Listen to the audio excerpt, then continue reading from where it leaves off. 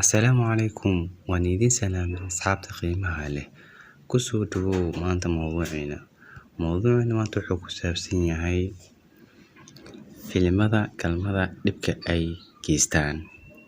Mowduucan yar walaalkeena oo nagu taxan ayaa ina soo weydiiyey, waxaan jeclaystay inaan ugu jawaabo sidaas u socoto. Su-aashan waxay dhacaysaa sida tan: waxaan idinka rabaa talo. Waxaan cadaystay inaan daawado filimada wasmada, nimanka iyo naagaha isfuulayo, sidoo kale dumarka qaawan. Markaan muddo moogaado, haddana waan u laabanaa. Dhowr jeer ayaan isku dayay hab aan isaga joojiyo, ma garanayo maxaa talo aan idinka heli karaa fadlan. Aniga ka tiktoor ahaan taladan ku siin lahay waa sida tan: daawashada filimada galmada dhib ayay leeyihiin, lama soo koobi karo. Mid waa kan adduunyo, midna tan aqal saan ogsoonahay, kaasoo qofka noloshiisa oo dhan halis gelinayo.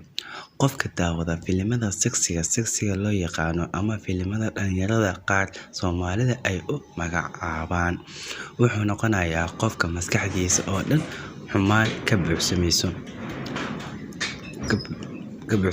Si daran ayuu uga fogaanayaa diinta. Sidoo kale wuxuu noqonayaa qof aan ku qancin xaaskiisa marka uu guursado. Sidoo kale kacsiga ayaa ka tagayo marka uu barto daawashada filimka galmada ama dumarka qaawan.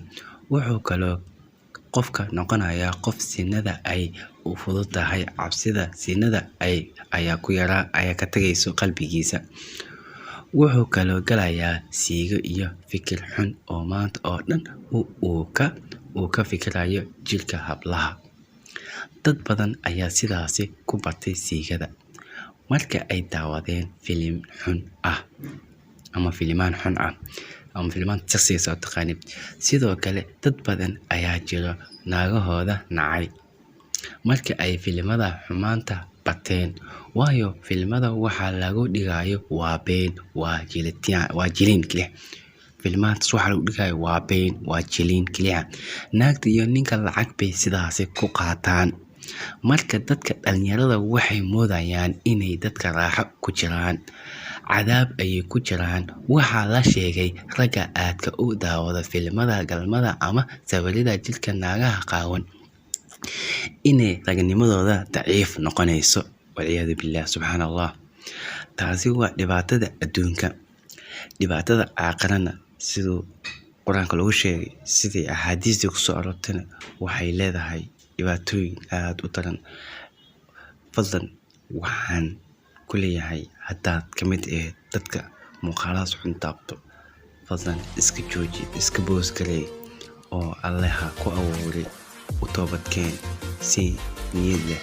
Watuubu ilaahi jamiica. Soo marka muuqaalkan halkaas ayuu inoo egyahay. Wassalaamu calaykum.